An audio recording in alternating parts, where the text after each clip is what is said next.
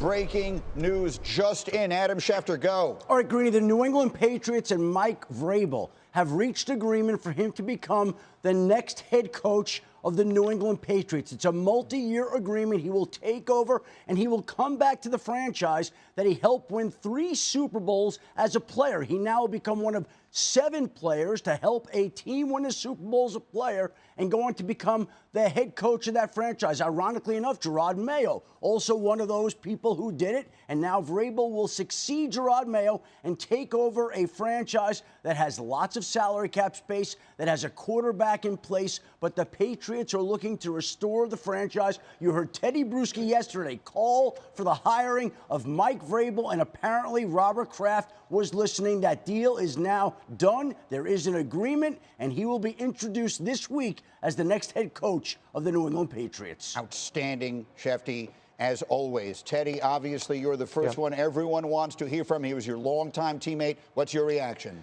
I'm excited. Vrabes is excited. We've been in communication. I mean, I think that he's the right man for the job, of course. He's a good friend of mine.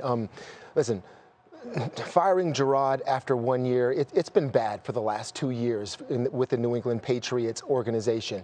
When they hired Gerard at the press conference, a big word that was used was collaboration.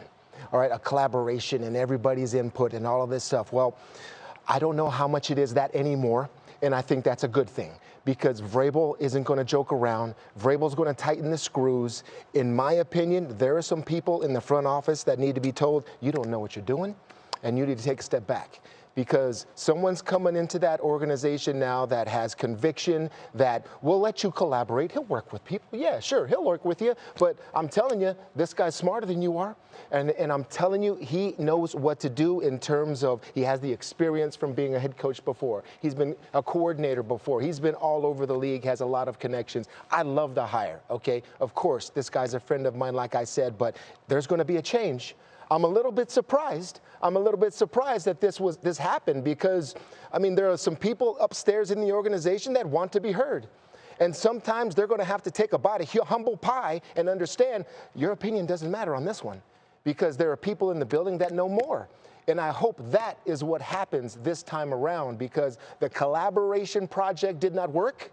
And now I'm glad it's going to change a little bit to a coach that has more experience, and then they know what they're getting exactly with Mike Vrabel. Yeah. Successful tenure in Tennessee. He was the coach of the year in 2021.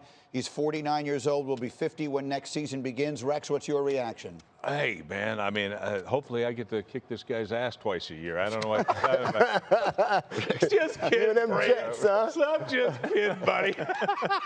Maybe your team. Yeah, not anyway, my team, yes, but not me personally. Mike Vrabel is a coach. Listen, I have had many people on Get Up say, let's just go over what he's got. They have a quarterback in place that people love, Drake May. I think people generally saw very positive things. They have $130 million in cap space, and they have the 4th pick in the draft. No, absolutely. It looks like it's set up. Now they got their coach that they look as their long-term success guy, and we'll see. Look, you've got to have a marriage, a quarterback, face of the franchise, quarterback, head coach, front office. Now they figured they got it tied in the way they want it. We'll see what happens. I think this is stabilizing, right? For an organization that's had a lot of turmoil the last 2 years. I mean, this guy's a bona fide good football coach. And I think there's something about coming in on your second go-round, too, right? Yeah. This guy learned a lot in his first time being a head coach. It's a unique position. I love this hire. Well, I mean, the hire, let's face it, I mean, automatically he connects. He's going to connect in that locker room. All right, he's been in that locker room. He's also going to connect with the fan base, and I think that's important. And so, to me, yes, it looks like an outstanding hire. No surprise that they went. We know the 2 linebackers love it. Yeah, of course. Fred, it's way above my pay grade. Let me tell you that. He's coaching hires and all that. I hope he does horrible. No, I'm just kidding. Just kidding, Brave. Hey, man, Fred. Yeah, no, go ahead, Teddy. What you said, all right, the $130 million in cap space, there are a lot of decisions that can be made. The possibilities of what you do with your own players, what you do with high-priced free agents. There's a lot of decisions to be made, and there's a lot of people that think they have the answers. Especially when you got a quarterback. There's a lot of people that think they have the answers. The one person that has to have the voice is that one, the head coach, that one right there on that picture, Mike Vrabel. Do they know that? That's what I'll be looking to see. Well, listen, what you sound to me like you're describing would be the successful the extraordinarily long and successful tenure of Bill Belichick in New England. And I think that the hiring of Gerard Mayo was viewed as a departure from that formula, from one person really being at the total apex of everything and having firm decision-making power over everything. It sounds to me like you're thinking this is a return to that. First of all, let me say this. Gerard didn't get the chance to return to that, okay? He didn't get the chance. He didn't get that second year with all of those great things that this organization has with the cap space, the players, and the quarterback, okay? Vrabel is not Bill. I'll tell you that right now, all right? He is somewhere along that spectrum in between. I really believe that. If I were to compare Vrabel to any coaches that I've had in the past, and I played for some great ones, I would say he's more Bill Parcells-like than Bill Belichick because of the way that he can talk to players more on an even keel personal level. Okay, that's what I like about Vrabel. And I'm saying, and I'm talking about all the decision makers hoping they defer, but I think Vrabel has it in him to collaborate to a point. To a point. Well, I think that's the whole thing. Is it going to be a dictatorship or partnership? Yep. That's what we're going to find out. And I think it's okay when it's a little bit of both. Yeah. You know what I mean? I think sometimes it has to be because you're dealing with not a business. This is not a business. Okay, sure, I know the NFL's a business, yes, and there's a lot of money. But when it comes down to it, you're dealing with football players.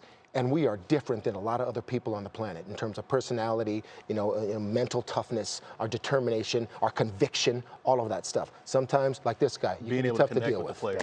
That's yeah. a big deal. Once again, the breaking news from Adam Schefter, live right here on Sunday NFL Countdown. Mike Vrabel will be the next head coach of the New England Patriots. It'll be introduced sometime this week. Meanwhile, Schefter continues in the Domino's pregame headquarters, setting the table for a full day of playoff football today. Schefter, take it away. Oh, right, Greeny. Quarterback questions about both quarterbacks in the Packers-Eagles game, but both quarterbacks are going to be out there. And we'll start here with Jordan Love, who's been cleared to go after dealing with that right elbow injury. The question is how much it will affect him, if at all, during today's matchup against the Philadelphia Eagles. But he is off the injury report and ready to go. As for Jalen Hurts, here's the interesting part. The Eagles' offense will have no limitations in the way it operates today. They will not be constricted from what they call. They will be able to operate at full strength. If they want to run the tush-push, they want to run any play with Hurts running, they are not going to be restricted in any way, shape, or form. A.J. Brown also will be out there despite not practicing on Thursday due to that knee injury. Eagles taking care of their players. Gets later in the year, they want to make sure they're as healthy as possible when it counts. And it counts today, and A.J. Brown will be out there despite the fact that he did miss a little bit of practice time this past week. As for the Tampa Bay Buccaneers, there were 5 players that they listed as questionable for today's game against the Washington Commanders. All are expected to play. Cade Otton, Antoine Winfield Jr., Mike Edwards, Jamel Dean, Logan Hall, all will be out there for a huge matchup against the Washington Commanders. This is the way that both teams open the season. They'll continue it later today, tonight, in the wild card matchup in Tampa, Greeny. Adam Schefter, overwhelmingly the best in the business, and it continues. We'll come back to that Philly stuff as we continue. So pleased to have you along. This should be a good one. We're set, and off we go here on EA Sports. On the return, here comes Cordero Patterson. And they'll bring him down just shy of the 30-yard line.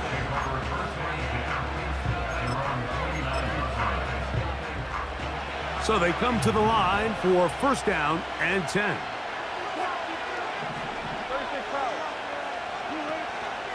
Now a first carry for the Alabama product, Najee Harris. And he's going to be brought down up past the 45.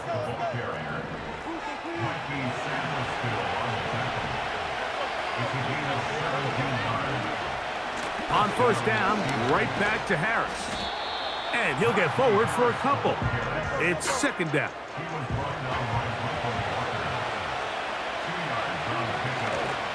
They'll give it to Harris again. And they're going to work this down inside the 45.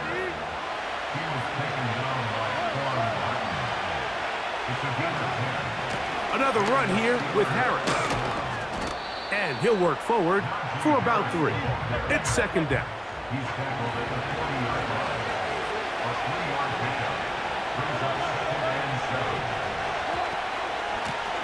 Gonna run out of the gun, and here's Harris.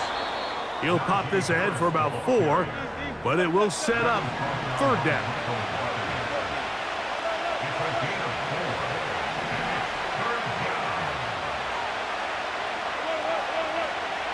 Out of the gun, here's Russ.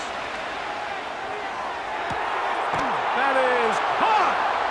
And he will get into the end zone. Calvin Austin. Touchdown, Steelers. Chris Boswell on for the point after. It's up and good. And the Steelers will take a 7-0 lead. Boswell now following the touchdown. Back out to kick this one off. This kick is fielded in the end zone, but no move to bring it out. It's touchback, and that ball will come out to the 30-yard line.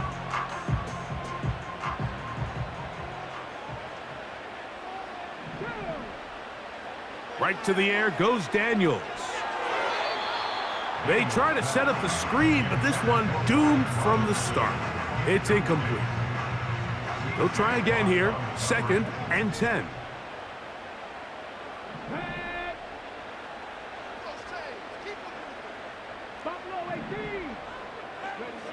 Operating from the gun, it's Daniels. And that's going to be incomplete. Coverage was good that time. The contact jarring the ball loose and forcing 3rd down. Luke McCaffrey, the intended receiver. Now it's going to be 3rd down.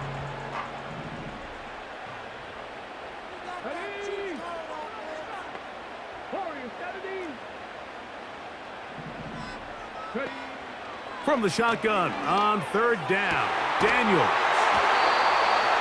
15-yard pickup there. 1st down, Washington.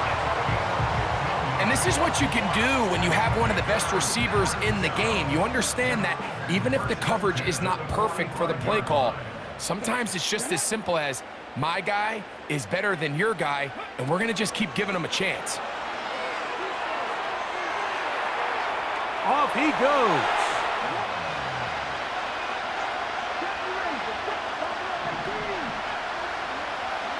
Now on 3rd and forever, he'll look to throw. Slings this deep from McLaurin. And he bats it away, and it falls down incomplete. Trying to get something positive to happen here before the break, and they sure need it. They went for the big one, but it winds up incomplete.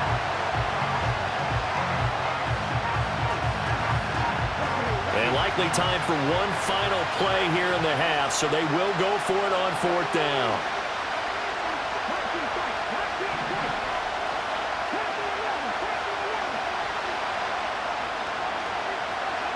A final shot before break. Daniels slings this deep from McLaurin. And got his man complete. He's to the 15.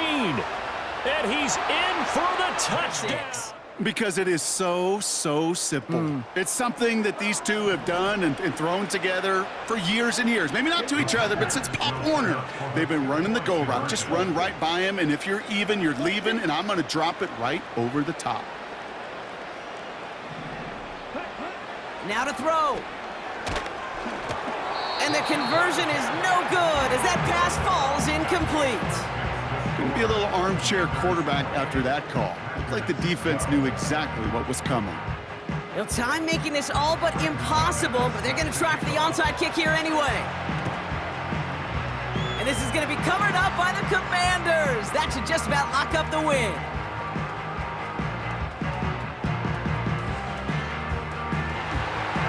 Washington finishes the return to the end zone. Touchdown! The Commanders picked up the fumble and ran it home. He gets it to go, and the Commanders will move out to a 14-7 lead.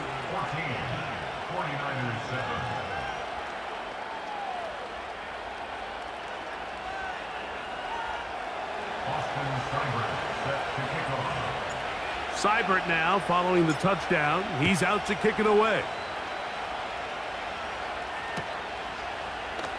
And we'll see a return here from his own end zone. not much on the return. They'll stop him at the 17.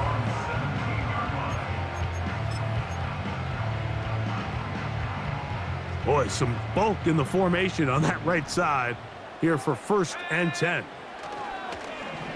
A play fake. Now it's I fumbled the football.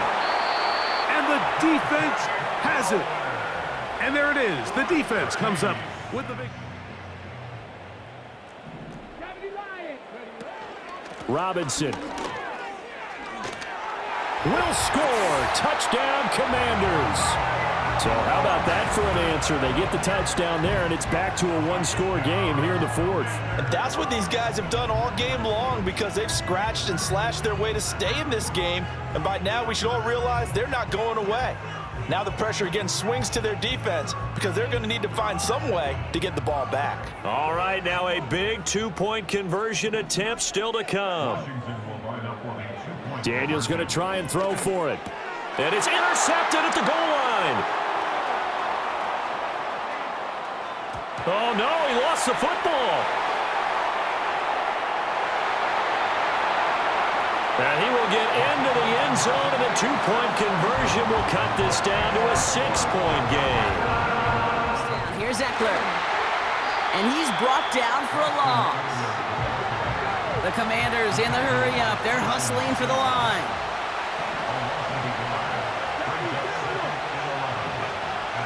To throw. That's complete. Here's Brown. And they bring him down. Looks like he got it to the 27.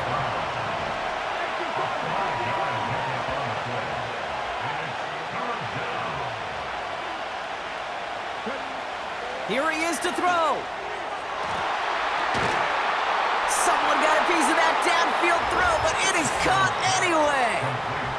And that's a Washington touchdown. So there's part 1, Brock. They get the touchdown that they desperately needed. Now, you'd imagine, comes a try for 2. Yeah, and this might be just as tough as to go get that touchdown they just did because, well, they work on 2-point conversions, but they're difficult.